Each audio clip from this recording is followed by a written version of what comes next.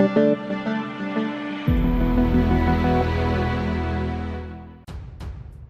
to hard reset Nokia C31. Step 1. Let's disable the Nokia C31 by using the power button. Step 2. Hold down the power key with the volume up simultaneously. Step 3. In the appeared recovery mode, use the volume rocker to move in the power button to choose.